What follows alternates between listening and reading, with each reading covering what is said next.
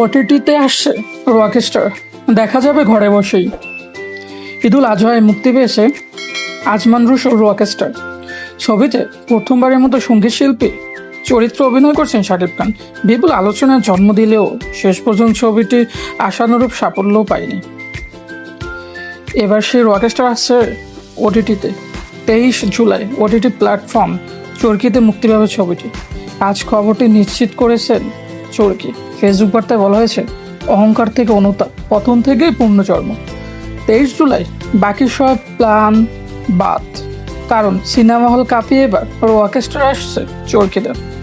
Ajman রুশোর প্রথম ছবি Rockstar. এর আগে তিনি বিজ্ঞাপন চিত্র বানাতেন। শাস্ত্রীয় সঙ্গীত শিল্পীর পুত্র আগুন। ভাবতে হয় না, সে নিজেকে প্রতিষ্ঠা করে রক গানে দেশ বিদেশ সাফল্য পায়, কিন্তু সবকিছুই প্ল্যান হয়ে যায় ভালোবাসার কাছে। সম্পর্কে জটিল আগুনে পুড়ে এক মর্মান্তিক পরিণতির মুখে পড়ে সে। এমন গল্পের ছবিতে শাকিবের সঙ্গে আছেন সাবিলা নূর।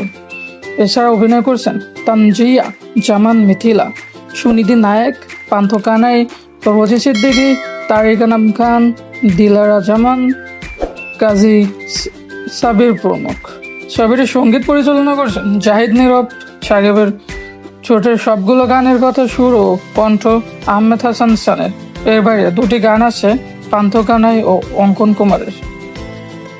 ঢাকা পোস্ট থেকে আমরা এই নিউজটি জানতে পারলাম।